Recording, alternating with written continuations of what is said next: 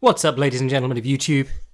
It's the daring first responder, pulling bodies from the flaming wreckage of the Ngannou hype train, Jack Slack. And this is the Fights Gone By podcast, episode 65, I believe, I don't know. Didn't get it done last week, have rearranged the entire office, sorted it out, should be getting my podcast out earlier each week now, which will hopefully be good. Just got done watching Bellator 192, having finished watching UFC 220. Of course, some hold-ups in watching Bellator 192 because I'm British and Viacom hates us, or Bellator does, don't know which. Sorry, swig of tea there. But at any rate, couple of decent events. Wasn't earth-shattering, but it certainly qualified as a big fight, the UFC's headliner. And Bellator's co-main event, which was their main event, but was moved to them. This is something we didn't get to talk about last week, but Lima versus Rory Macdonald was very much a big fight in the eyes of this big fight Jack. Unfortunately moved out of the main event position, but really doesn't matter that much. When this decision was announced, my reaction was, yeah, of course. You know, you're paying these old dudes for their name value alone. The more you think about it, none of these old dude fights have been good fights, not even Vanderlei Silva versus Chael, none of them. You can't name one. Maybe Liam McGeary versus Tito because he submitted him quite quickly off his back, but, aside from that, you can't really name any exciting... None of them held up next to the guys who were below them on the card. And they're paying so much for each of these guys. It just came out that... Rampage and Chael were both guaranteed $300,000 show money. And then you add some win money to that, which is probably about half. So maybe $750. Could be double what it could be 300,000 show, 300,000 win. In which case, you're edging towards $1 million on a fight that really wasn't very good. So really their only value is to bring in people with the name power. And it really showed during the fight. I mean, I was planning to talk about the fight later, but we might as well jump into it. It went exactly like Chael and Rampage fight. That's what they do. Rampage stands back and tries to swing when the guy steps in, and if the guy doesn't step in close enough and stand still long enough for Rampage to hit him, Rampage will just swing at air and claim that the guy's ducking him or, not fighting him or wants to hump him or whatever. Chael boxed him up through the first round. He was using a beautiful low-line side kick in place of that spazzy step-up right round kick that he used to use. And he was nailing him with the left straight and the left overhand and the tap the leg and left overhand, which still works. It worked on Mousasi when Shlemenko did it. Almost every time he did it, it worked. But yeah, he boxed him up and people were still... Afterwards, Rampage had his usual... reams of excuses on Twitter. Better man won, but he did fight like a bitch, and I came to fight and he came to wrestle. And you're just going, but he boxed you up. Like he beat you in all the exchanges on the feet and took you down when he wanted to. Almost all of the first round was on the feet with Chael boxing him up. So firstly, if you get boxed up by Chael, retire right now. But it's been 10 years since Rampage started losing to these wrestlers, and he's not improved anything since then. They announced him coming back, and then my reaction was, I hope he gets in shape this time. And then they announced that it was a heavyweight Grand Prix a day later, and I was like, for fuck's sake. Like when they announced that the King Mo rematch was heavyweight, because when they unveiled Rampage to the world, it was very clear that he wasn't in shape. And the thing about this whole tournament is that some people are still convincing themselves that the guys who aren't heavyweights in it, it gives them an excuse to not cut weight. They were, Chael Sonnen and... Maybe Chael Sonnen is drained by cutting weight, but Rampage Jackson was not drained by cutting to 205. What Rampage Jackson got from cutting to 205 was having to actually be in shape. If he comes in over 205, he's not coming in healthy. He's coming in not ready to go more than one round. But people paid money, turned up to see this, obviously knowing who these two guys are, and then booed when it was exactly the fight that it was going to be. Chael Sonnen gets him down, doesn't do much from the top. If I had to describe Chael Sonnen's game, I would say that he does nothing from the top tenaciously, or rather, he tenaciously does nothing from the top. He doesn't really do a lot, or damage people a lot, but that's always been his game, and people still buy his fights, and then, they'll remember, oh wait, he's not a very interesting fighter, get angry about it, and then they'll buy his fights again because he's such an interesting personality. It's crazy, the amnesia that people have over Chael Sonnen. But props to him for getting the job done. Allegedly, when they moved this fight up to the main event, it was the decision of Viacom and not Scott Coker. I could see that. I mean, it felt like Viacom was leaning more into the old man angle anyway. Coker, for all we say about Bellator being a shit show and him being the owner of the shit show? Owner of the toilet? I don't know. But for all we say about that, he has famously had a bit of an eye for talent. He scouted, or rather he picked up guys like Luke Rockhold, Daniel Cormier, Ronda Rousey, obviously, very famously. A lot of the guys who he picked up in Strikeforce went on to do very good things. And a lot of the guys in Bellator are legit. Obviously he didn't find Lima. Lima was there already, but it's proof that there's this great talent outside of the UFC. But we're going to get onto that in a minute. I think we'll do the UFC event first. But I hope they got some buys out of moving the main event up, or at least using these two old-timers who really don't have much left in the tank to show anyone. But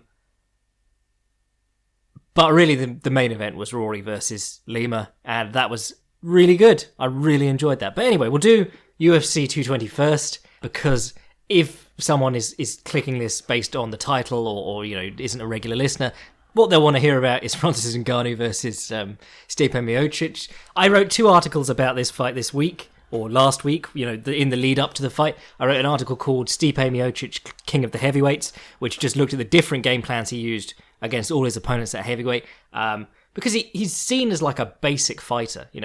He's got a jab, he's got a right hand, he's got some wrestling. That's about it in most people's estimation. But it's the way that he puts it all together and makes game plans out of it. Look at him with his 1-2. He doesn't really use his left hook that much at all. Look at him with his 1-2 and compare it to Cain Velasquez, who really does only have a jab and an overhand. And look at the different ways that Stipe uses it, and the same way that Cain Velasquez uses his over and over again. We say it all the time, but the actual science and skill of boxing is the stuff that happens between the punches. And I think you saw that in the moments on the feet in this fight too. In the tactical guide, which was the other article I wrote about this, we talked about jabbery, his jabbery being good. I do like using nonsense words and seeing if they catch on. Wrestlebanger is one of my favourites. But yeah, Miocic's jabbery was on point. The inside low kick was great. It was the same sort of stuff he was using against Verdum and Hunt. Didn't really kick as much against Hunt, but against Verdum, the inside low kick was good because he wanted to stay on the end of the range, where Verdum couldn't swarm on him. And if Verdum wanted to swarm on him, like he does on everyone else, he would have to rush in and close that distance, which, laid the trap for the counters. Against Ngannou, you saw that he was standing out of range, and then he was using his feints and his jab really well. If you watched him feint against Ngannou, and this is what I really didn't want to get into this week, I was saying there's a lot out of Ngannou we haven't seen. And a lot of people, in the media and in the fan base, were claiming that we'd seen things that we clearly hadn't.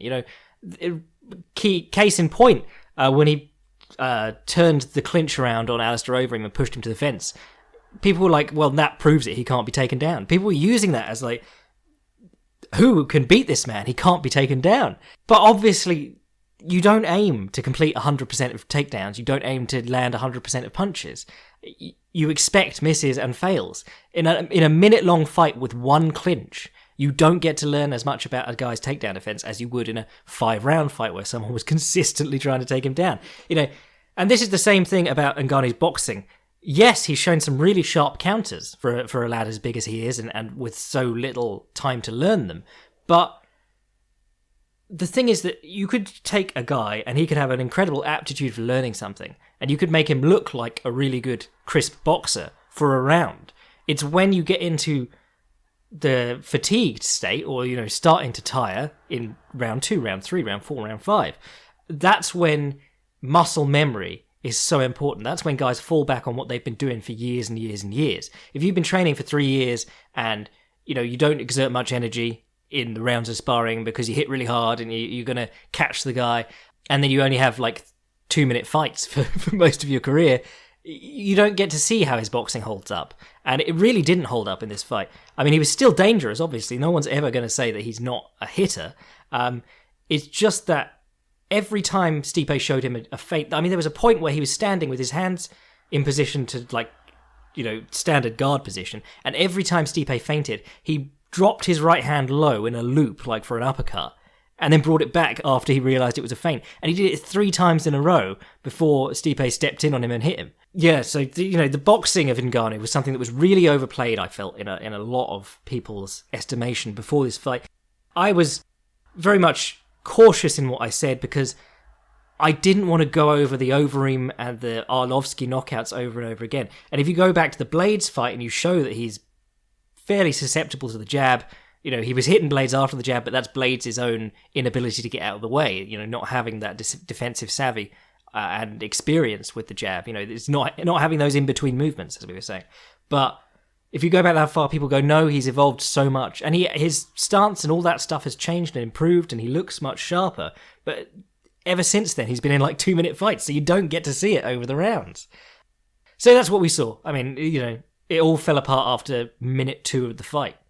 And if you saw Stipe's work on the outside, or rather in the standing portions of that bout, it was gorgeous. He was jabbing and using the inside low kick, and then he'd show a feint, and if Ngannou went for a counter, he'd miss. And as soon as Ngannou stopped trying to counter him, he stepped in with the 1-2, cracked him over the head. It's just really lovely stuff. Ducking in on the high crotch.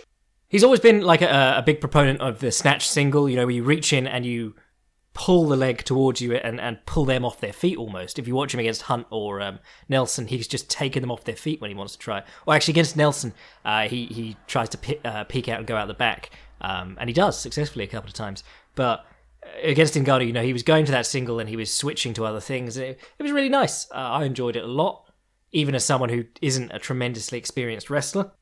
When Ngannou did catch him, he messed his face up. And I was seeing a lot of arguments in this after the fact, people being like, well, let's see Ngannou's face, and it not being as marked up. And, this is always an interesting area because this is a area of the game where your skin does make a we're talking about skin and discoloration of your skin from its normal colour. And, in sports, it's always dangerous to get into race stuff, but Ferdy Pacheco, who is Ali's doctor, he always insisted that having more melanin in your skin actually makes it tougher to cut you. And generally, you will notice that very, very pale, pasty fighters are a lot easier to cut. Fedor is a very famous example, but people like Henry Cooper, Chuck Wepner, the Bayonne Bleeder, a lot of the most famous quote-unquote bleeders of all time are pasty white dudes. And a lot of the guys who are famous for their like crocodile skin are, Anderson Silva, Muhammad. I don't think Muhammad Ali was ever cut, which is why Ferdy Pacheco was talking about this on a documentary I was watching.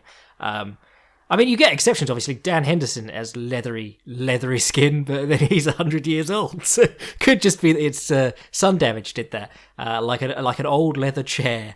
But yeah, it's really interesting because you're in a sport. You're talking about people as I always say we've got to be careful in MMA talking about people as if they're hunks of meat or something like that.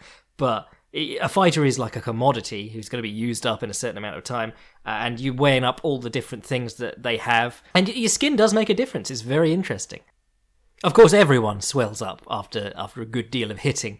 I was showing my wife the, was it Hasim Rockman? The massive hematoma on his head, just gruesome. But anyway, we're getting into race relations there, which was odd. He messed up Miocic's face with like a couple of punches. Very, very big hitter. But again, people after the fight were saying, well, he's 270 pounds and he cuts weight. You're never going to get him to be in shape to go 5 rounds or whatever. That's the thing. Like, someone pointed out to me that we're always talking about incredible athleticism. If you can't do something for 2 minutes, are you really an athlete? Does that count? But something he could learn to conserve his energy a great deal better. And the wrestling stuff, you're always going to be playing catch up with that stuff. It's a lot easier to learn the basics of hitting and get by on your incredible power than it is to learn the basics of wrestling and try and get by on your incredible power. It just not going to have as much success there because wrestling is such a grinding sport that there's so many technical subtleties to it, but it is also always a fight. Whereas even the best boxers in the world get hit against very bad boxers, you know? Trying not to bring up McGregor Mayweather there because it comes up in every fucking episode. But I thought this was a very good performance by Stipe. Obviously, a lot of people are angry that he didn't finish the fight. And he was pretty pissed off afterwards too at Rogan and Dana White. So that was pretty funny. But, you know, you did get that impression. You did get the impression it was all Ngannou all the time in the build-up to this. But when you look at this event, it was two really unproven guys with quick knockouts.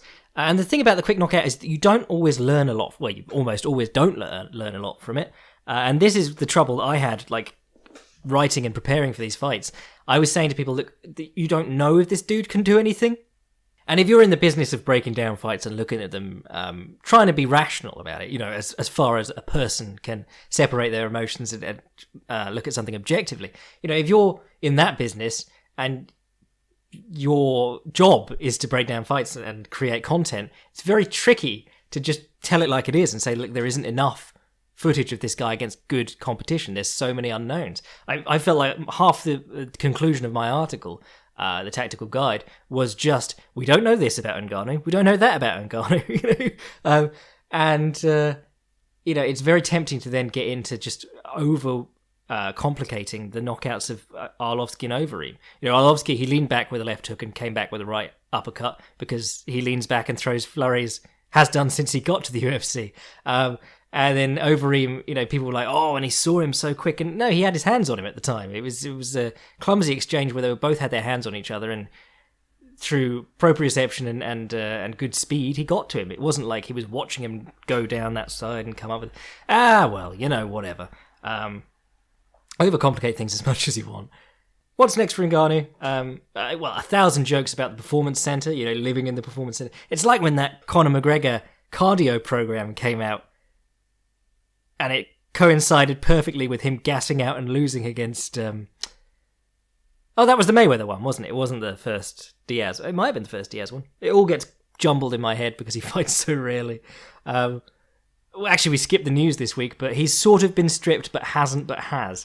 Don't need to talk about McGregor this week. And actually, if I do it for like a minute longer, I can put it in the thumbnail and the title, and then we'll do all right. But yeah, Francis Ngannou, I wasn't surprised at all. You know, it was just all those things that I said I'd not seen him do. He didn't have them. So, you know, and that's to be expected. You know, unless you're made to do that, then you're not going to have it. Unless you're made to work 5 rounds by a good fighter, you're going to be in unfamiliar waters when you do. If you haven't gone past the second round in, I don't know, however many years he's been in the UFC, you know, when you have to do it, it's going to be new for you and you're going to struggle. Anyway, that's enough about that fight. The co-main event was Volkan Ozdemir, Ivan Ooze, No Time, which is just the worst nickname, against Daniel Cormier. And again, this is a really unproven guy. I didn't write anything about this because, you know, unless I go back to outside the UFC fights, there's really not a lot to look at. You know, and he's been training that whole time. So he's probably been getting better in the gym, you know, but we don't see it because he knocked 2 guys out with, well, a weird punch out of, was it Serkinov just bum rushing him? And then a weird flurry, a spazzy flurry out of a clinch, you know? You wouldn't advise someone to do that. But this was an interesting one. I didn't think he looked bad for the early going. He was throwing the 1-2 and then catching DC leaning with the left hook. Well, it was like a low left uppercut hook jabby thing. He was watching DC's head. He was trying to track it, and he was doing a decent job. DC, for his part, was doing either the long guard or the fencing reflex, whichever one you want to call it. It's very weird looking. You know, he's leaning back with his arms straight out, and it does the job, but against someone who like hooks off the jab, or someone who's going to jab and throw the left high kick or something like that, very dangerous.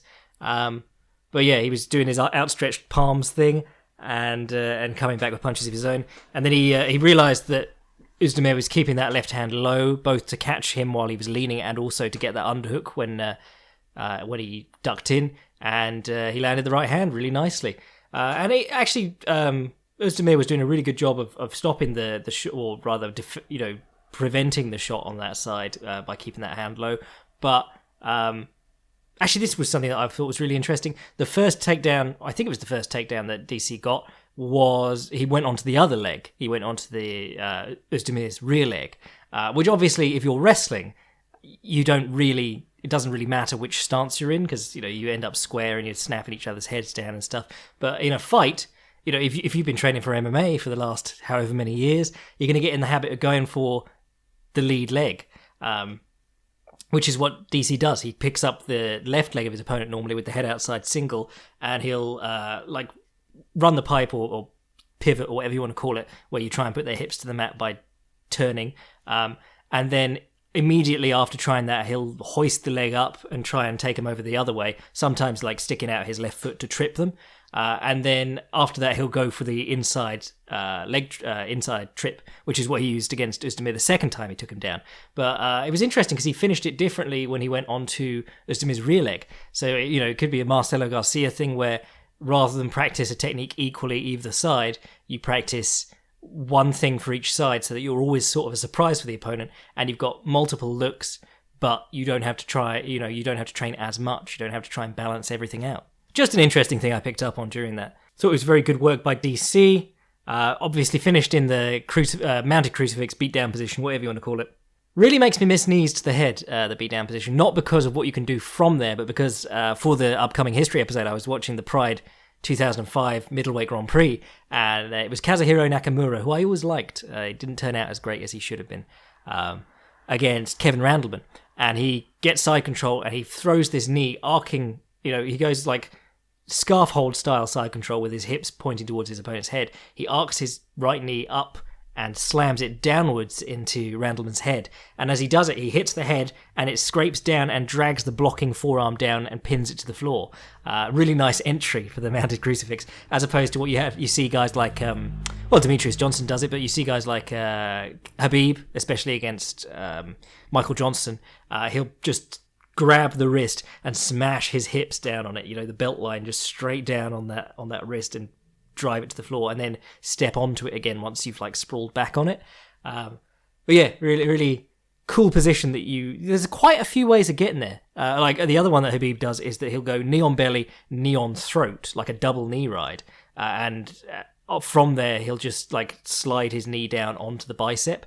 Really cool. Hobson Mura had some really interesting entrances to I think he called it the bicep ride, and it's very good if you like north-south chokes and things like that, and step around the head armbars, spinning armbars, or walk around armbars. But yeah, good finish for DC. Özdemir seems like a nice enough guy. Maybe the assault charges, I don't know what's going on with them. They were very weird anyway. It was like a group of 5 people being like, he assaulted us. I don't believe that, really. But yeah, I mean, he came out of nowhere like a bolt, like a bolt from the blue. And while I'm still state of this division, it'd be fun to see him get back in there with the other guys in the top. I suppose anyone in the top 10 except DC, and see what he can do over a prolonged fight.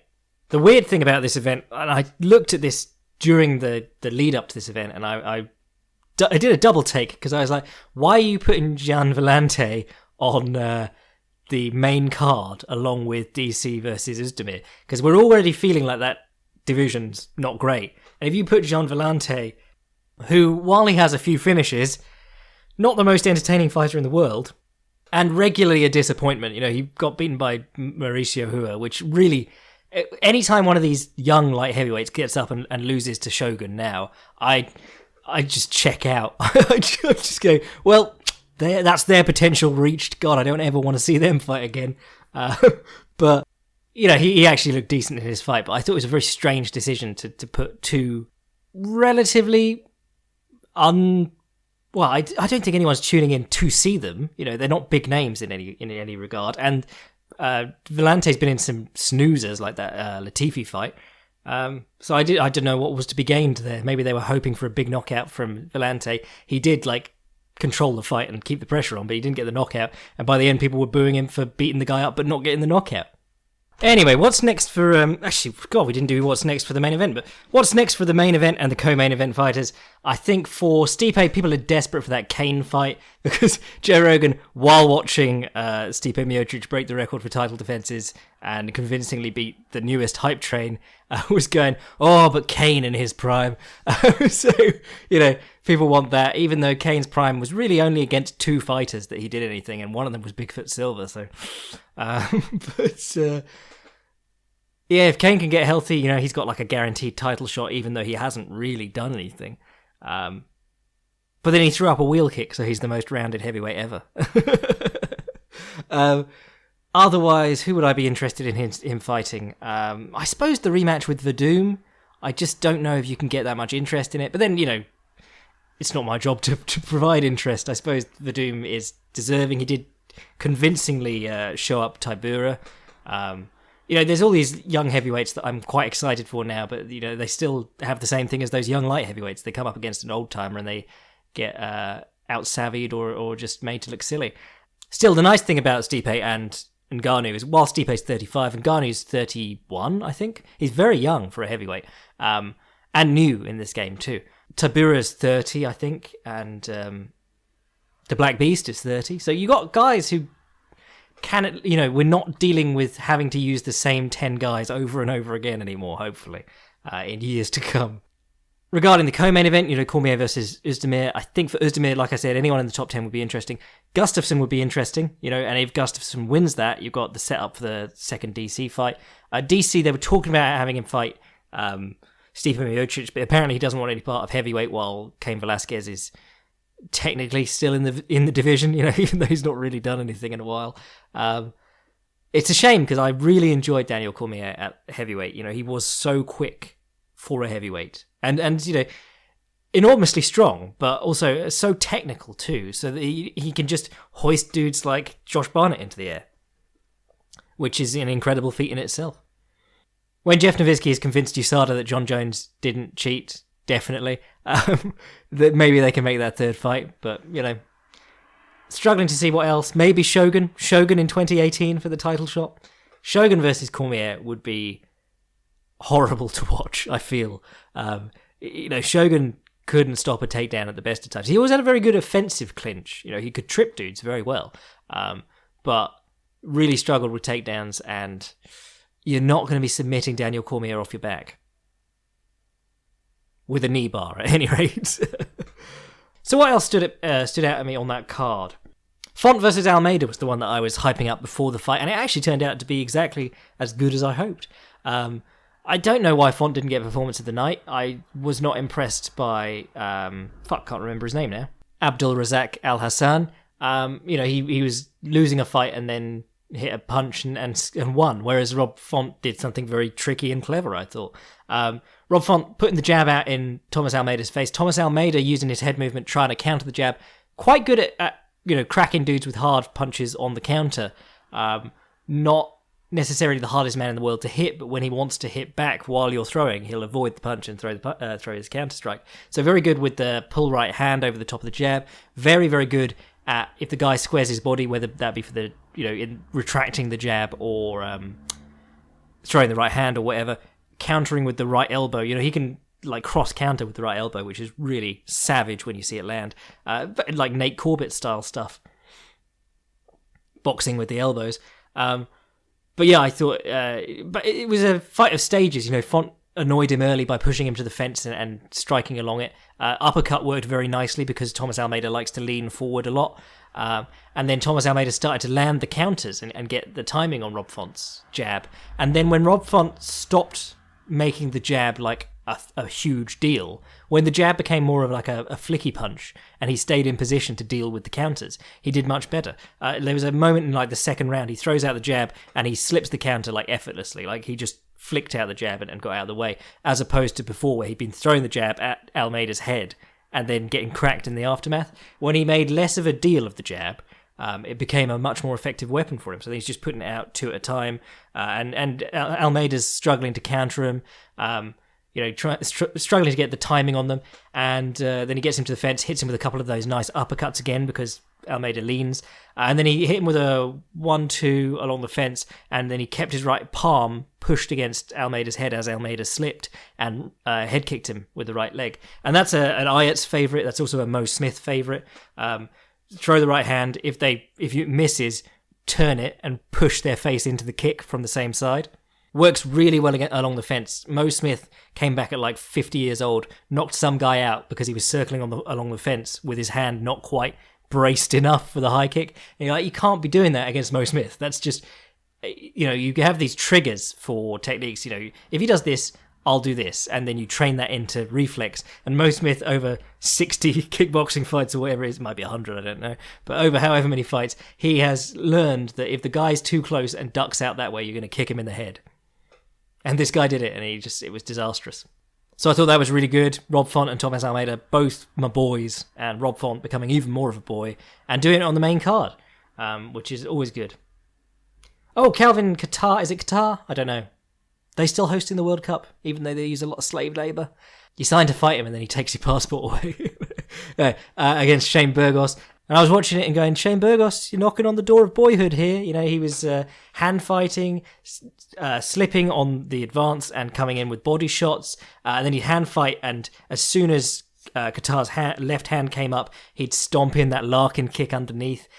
Just loved it, all of it. Except Qatar was doing was it Qatar or Qatar? I don't know. Calvin was doing great stuff of his own with the straights and keeping him at range, trying not to let him get into the body. There was basically what I saw with Burgos was that he was slipping reactively coming forwards. He was coming forwards and going, I want to slip the punch and come in with the body shot. Whereas if you watch someone like Julio Cesar Chavez or Tyson, they're moving their head. It's that elusive aggression that Customate talked about. They're moving their head and so as to be a difficult target, and then they're going to throw shots as they come in. And, if the guy's opening up, which he probably will, those will be counter punches. But they're not going, he's going to punch at me, I'm waiting for the punch, I'm going to slip the punch. That's how you get caught out by guys feinting. I thought the finish of this was really perfect. Cracks him with the 1-2, and it was again when he was leaning back, so he stepped in a little bit further, faked him out, caught him leaning, which is the worst time to get caught. You can get caught ducking and caught leaning, and that's where double jabs and feint steps and things come in really handy. We're always talking about the double jab on this show. If you double jab and the guy moves his head instead of moving his feet first, footwork's first line of defense for most really good fighters, but if he moves his head first, you can get him in position without opening up too much, and then there's only a certain amount of movement he can do with his head before he has to come back the other way, or come back to upright so he can move his feet better. But yeah, it catches him leaning back, and then Burgos ducks in to tie up as any good fighter would when they're hurt, and Qatar's already bouncing back to land the right uppercut. I love the retreating right uppercut. I'm such a huge fan of that move, mainly because uppercuts are very useful. Only on the only times they're really useful, unless you're Jeremy Stevens loading up one from behind you against an upright Rafael dos Anjos and it somehow still lands. Generally, only works when they're hunched over. So they might fight from an exaggerated hunched posture, but if they're fighting fairly upright, as many people who have to deal with kicks do, you're really going to struggle to land the uppercut unless they do something to bend forward. So on a takedown, on a slip, things like that. But the retreating right uppercut is a gorgeous punch, and it's one that once you learn it, you just do it all the time in your shadowboxing and things like that, because you're stepping with your right foot, but you're punching with your right hand. Very easy to throw right hand punches coming forwards because you're advancing your weight onto your lead leg. You step forward and you throw your right hand, and your weight is transferring onto your lead leg naturally. When you're moving backwards, you really have to be in control of the pivot on that foot, turn the knee down, rotate the hips. There's lots of fun ways to learn it, and maybe we'll touch on that in another episode, but there's so many cool things you can do off it. Like I was watching a Machida Brothers seminar a while ago. This must have been a few years ago actually, because I quickly adopted this step back with the right foot and throw the right uppercut, and then rotate the right foot around and come up with the left high kick straight out of the stance. Very cool, very cool. And Roy Jones used to do right hand hitting while retreating all the time. There's some great clips of him training like young boxers where he'll show them to step back with their right foot, throw their right hand, and then if they caught their opponent and they think they can get away changing the momentum, immediately come in with the double jab. So lots of ways you can use it, and I thought it was really nice because it did exactly what he needed to. You stun the guy, he's going to come in at you, step back, uppercut. Gorgeous stuff. And neither of these guys was in the top 15. So, firstly, that tells you how great featherweight is. I would now love to see Calvin Qatar versus any top 15 guy. Well, I don't know who's in the top 20, but like any known name at featherweight, that's a fun fight. Obviously not like throw him in against Max Holloway, Frankie Edgar, Ricardo Lamas, people like that. Well, I don't know. How's Ricardo Lamas doing at the moment? Oh, God, no, he just got knocked out by Emmett. Anyway, let's talk about Bellator 192. We'll go bottom to top from what I liked. Pico versus Crushton. Crushton, no Wikipedia page, checked his Sherdog Fight Finder, hadn't really done much that I knew, but then Pico's so fresh, you know. It's interesting, because with MMA, you've always got this, like, pro record versus amateur accomplishments in various sports. You know, a guy can have a 3-0 pro record, and you put him in with an 0-0 Olympian in wrestling, and he's just going to get crushed. But yeah, I thought Pico looked good. I love right low kick coming back. Well, firstly, double hand trap right low kick coming back into the left hook to the liver. Gorgeous stuff. Not a huge fan of the celebratory dance. You know, it's not that I'm like, oh, a gentleman should never celebrate over a fallen opponent. It's more that it looked lame. Just needs to come up with a better end zone celebration. Chandler versus Go-Guy-Yamamoto. Is it Goichi? I don't know, but it's not Yamamoto, sorry. Yamauchi. I was about to say Brazilian Machida, but Machida's Brazilian. Yeah, weird old stance. I had watched, I think, 2 Yamauchi fights up to this, and there was a good deal of hype from it coming from the commentators, but you never know how much of that is a fictional narrative in Bellator, because in the lead up to Francisco Carvalho defending his title against Alessio Sakara, who I think his record's like 19-13, and he's been knocked out a lot. They had that fight, and you were going, why is this guy fighting this dude? But all the build up to it, they were making it out like Carvalho was the underdog. It was bizarre. So I don't know if people thought that Yamauchi was like the biggest thing that Chandler had ever faced, but it went pretty much how you'd expect from... I'm just going to say this now, because actually I've been doing some work for Prospect Watch. I was watching a load of Kleber Koke Erbst, I believe his name is. Kleber, whoever he is. Kleber Erbst. And he is a really exciting fighter, you know, great Brazilian jiu-jitsu, pretty bad stand-up, you know, he fights like a guy with, you know, if you built a 6'10" character on one of the old EA games, not EA, THQ games, the UFC ones, and then you just used long kicks, high kicks all the time, that's how he fights. But he gets taken down, and then he, you know, moves to the overhook, gets to like the pyramid or whatever you want to call it, with the knee in, shoots the triangle, gets the finish, or makes guys scramble and comes up on top, gets a dart. Did some really lovely work against Miguel Torres in a one-night tournament. But the thing is, like, anytime I see a fighter where the commentator goes, he doesn't need takedowns, he is great on the feet, and then the guy takes him down, and he's so, you know, he doesn't need wrestling, he's so good at submitting people from his back, I go, bullshit. Because you can't, that's not a thing. You can't do that anymore. You can submit some dudes and surprise everyone and be really good at submitting dudes, but as soon as you can't submit a dude, you've lost the fight. Because if you can't get up, you've just, every time you get taken down, that's the end of that round and you've lost it. And, you know, there's plenty of occasions where you can't submit dudes because almost everything in the jiu-jitsu arsenal from the bottom requires some space behind you. You know, all the technical stuff that makes the difference, like being able to shrimp your hips and so on, or, you know, shoulder walk back when you lock a triangle, that all requires space, which you don't have if the guy pushes you so that your head is crumpled against the fence. And this the same thing happened against Frankie Edgar for Yair Rodriguez. You know, Frankie Edgar, you watch him against conventional guys who are going to try and wall walk up, because that's sort of proven to be the best approach in MMA. Because even if you're stuck in the clinch along the fence, at least you're off the bottom and you can start moving and creating some action. But if you watch him against most guys, he'll take them down and he'll turn them towards the centre of the cage so that they can't walk up on the fence. When he took down Yair Rodriguez, he immediately pushes him into the fence, because Yair Rodriguez just kept throwing up triangles and throwing up arm bars, and if you're crumpled up in a ball and you can't extend your hips on an arm bar, or you can't shoulder walk back on a triangle, you're pretty much shagged. So Michael Chandler, Neil Melanson student, worked with Neil Melanson for a very long time, and that means he's got a really interesting style of grappling. Or, you know, interesting relatively. It wasn't tremendously interesting what he was doing in this fight, but Neil Melanson, if you know anything about him, his top position stuff, he loves posting the head under the chin, and Chandler was doing this constantly from inside closed guard. Anytime he got pushed to half guard, or pushed his way to half guard rather, he'd let Yamauchi sit up for like a hip bump sweep or something like that, or go for the Kimura, and he'd try and lace the arm around the back, the Habib style breakdown with the wrist ride. Terrible position to be in MMA with your arm stuck behind your back when the other guy's hand is on that side ready to hit you in the face. So some interesting looks regarding that. And really what I thought when I watched this fight was just Yamauchi, at a certain point when you're on the bottom, especially pushed against the fence, you have to make the decision to make something happen. Either start wall walking or put in the knee shield and force the guy to pass. He can sit there on the end of your knee shield and try and hit you there, but most of the time you can convince the guy to move past your leg, or you can put the knee shield in, retract the other leg and belly down and turtle, or you can put the knee shield in and try and scissor sweep him, which never really works in MMA. Jeff Curran actually used to be really good at catching guys with that. You can like scissor sweep him over your leg so that you miss it, and then you're either in half guard with a knee shield and in position to start sitting up, or you're retracting the leg again and trying to belly down.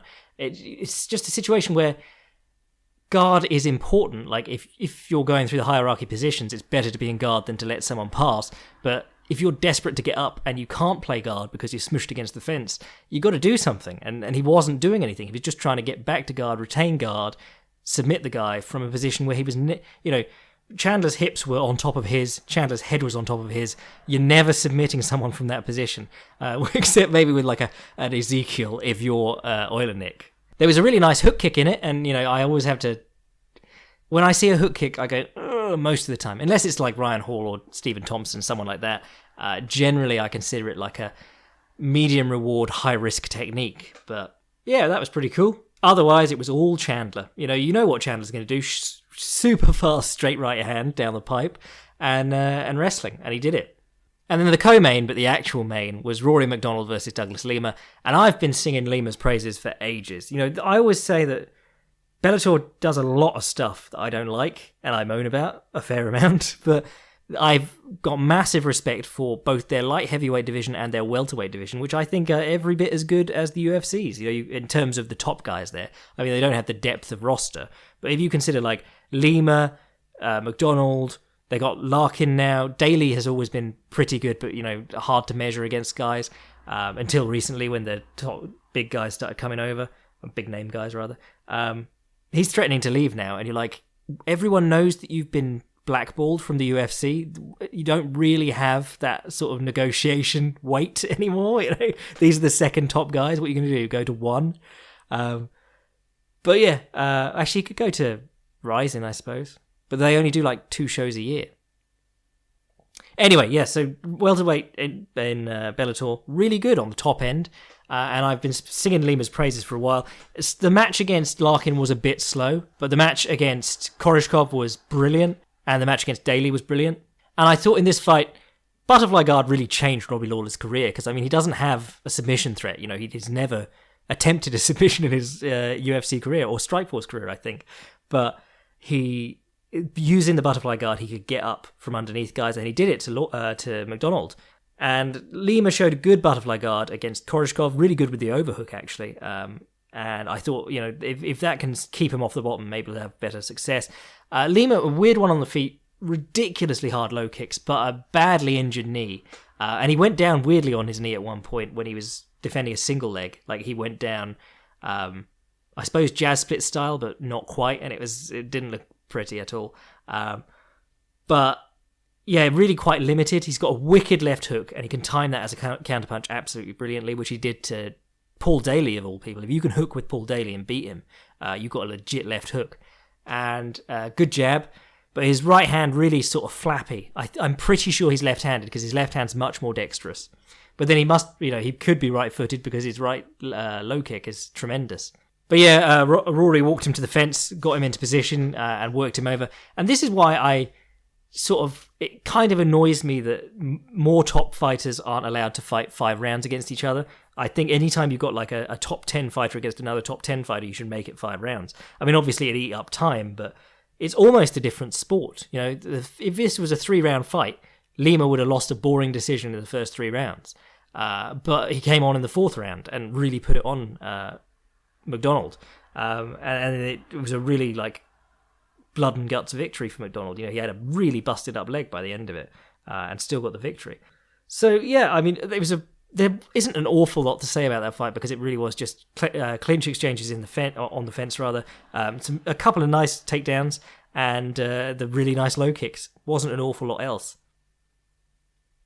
But I enjoyed it a lot, and it was hard fought, even if it wasn't like a technically wild. Well, I suppose wild is not like a technical showcase for either man, but a really fun fight in terms of competitive, close, big names, top contenders.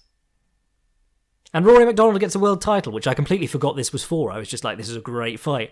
And then you saw how happy he was afterwards on social media and stuff, just being like, I knew I'd win a world title, and I have finally. And that was pretty cool. So good job, Bellator. Even if the main event sucked, as most of the fights in this tournament are going to, I'm just warning you. They had Roy Nelson on in a suit with the mullet and the beard, which is just a weird look. Why not go all the way? Just go string vest, whatever you want to call it. And he was saying, yeah, if I fight like Roy, I'll win. My problem has always been if I don't fight like Roy. And you're like, no, Roy, your problem has always been that you don't have any cardio. And then they had Frank Mir on, and you're like, you've got a stylist for the show. Why is Frank Mir here looking like a sleazy car salesman with his open shirt and a big gold chain? But yeah, tournament will be fun even if it's not good, objectively. Anyway, let's do... I'll do a plug and then we'll do some questions, and then we'll work out what we're doing this weekend. If you haven't signed up for the Patreon, consider it. Last lecture we did was Customato and Floyd Patterson, a very interesting story, a very strange dynamic between two very strange people who probably wouldn't have gotten to the world title if they hadn't met each other. And of course, you've got that lead into Tyson and all that other stuff.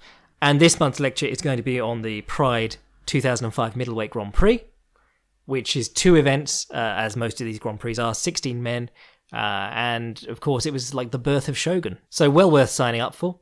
If you haven't bookmarked the Fight Primer, there'll be another Prospect Watch piece coming this week. And there was a new Boy Watch video on Rico Verhoeven and his techniques last week. And if you haven't bought Notorious, do it. Right, got a question here. Hi Jack, what are your ideas of the role of a good cornerman during a fight? What are your favourite examples of good and bad cornering?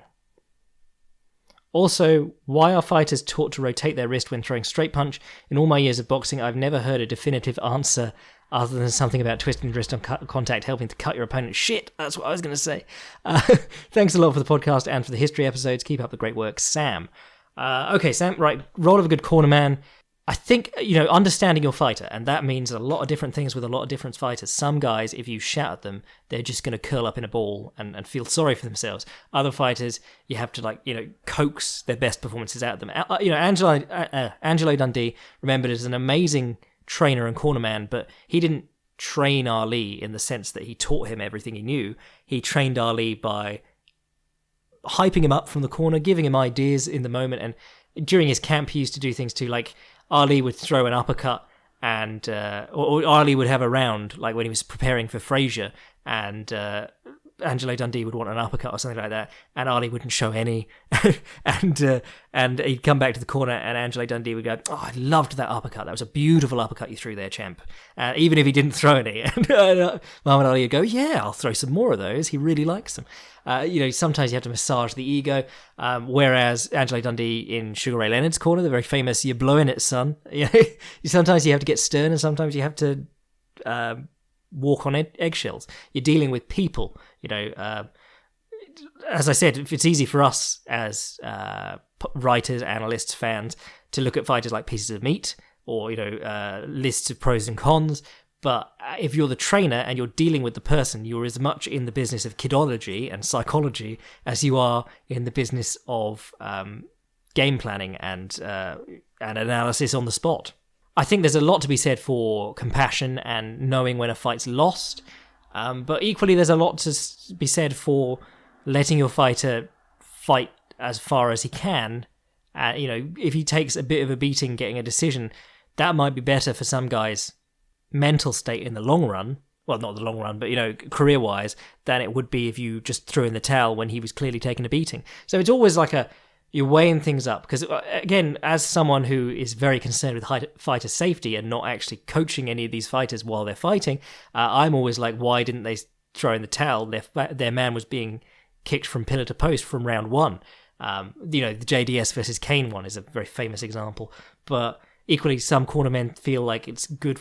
Some people feel like they'd stab their fighter in the back if they didn't give them the chance. The Thriller in Manila, very famously, Joe Frazier couldn't come out his corner wouldn't let him come out for the final round because he was completely blind, because he had a cataract in one eye and like 60% vision in the other, and then it had been jabbed shut. And Muhammad Ali was begging Angelo Dundee to cut the gloves off, and this is again Angelo Dundee being the kind of guy who could talk Muhammad Ali around, even when Muhammad Ali's incredible self-belief and constant talking himself up had failed.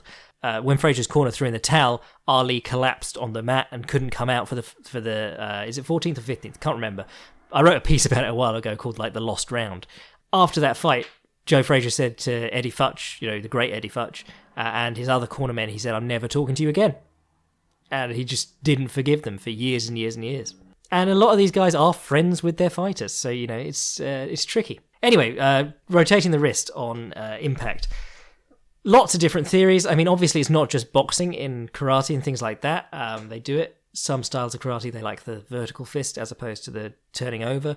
Jack Dempsey advocated straights with the fists vertical as opposed to turning the fist over. There's a few things that turning the fist over does. I mean, one, it can take your elbow out, which is a bad thing if you want to like maintain the straight line of the elbow going straight out from the body.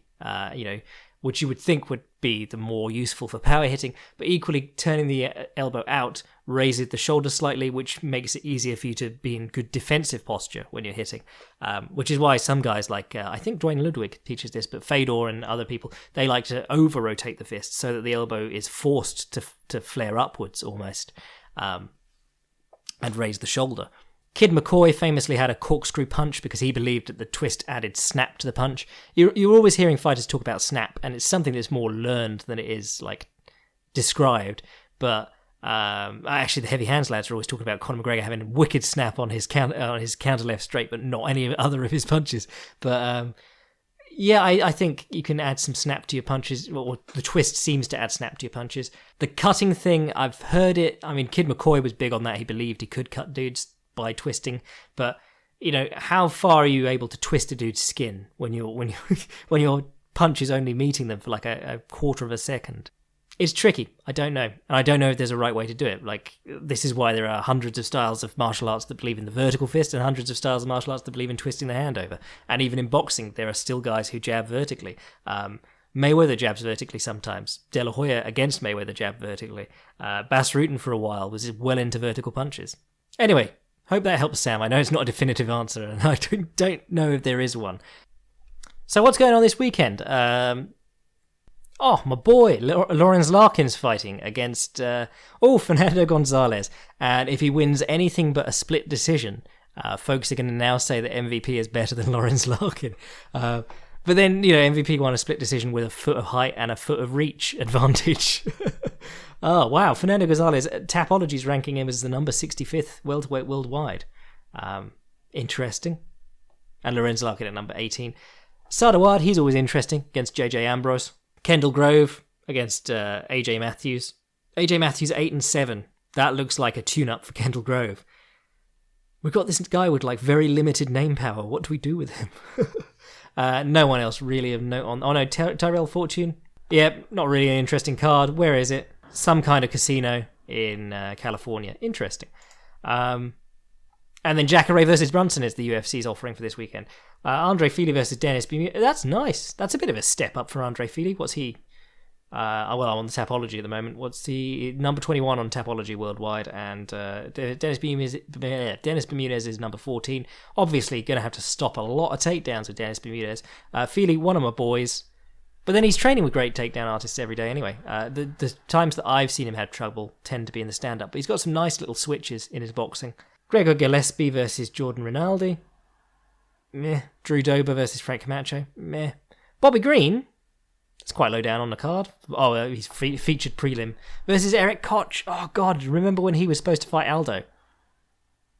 And then that fight got called off like 9 times, and then he sort of like faded from relevance. Mirsad Bektik, always a fun guy, versus Giafride Pepe. He flying triangled that guy, didn't he? Juliana Lima's back. Nice. It's Randa Marcus. Yeah, I mean, not a lot to write home about. And obviously Jacare versus Brunson too. That seems, if you asked me what that's going to be, it seems like that's going to be an awkward exchange of haymakers on the feet. And not much grappling. But, I could be wrong. I'll probably write something about one of those bouts this week. Otherwise, I'll just write something about something more interesting from history that interests me. But I reckon that'll wrap us up this week. I might do a second podcast in the week, having got this out so early. Let me know what you feel about the new early week podcast. I'm getting them up sooner because I don't want... it's a bit of a pain when people have to wait 4 days to hear about the fights that happen at the weekend, and then, you get a drop off in interest, I suppose. So let me know what you think of the new timing, and if you're not a Patreon boy, sign up. If you haven't got Notorious, read it. And if you aren't following the Fight Primer, get on the Fight Primer. It's good. I'm your boy Jack Slack. Catch you next week. Cheers.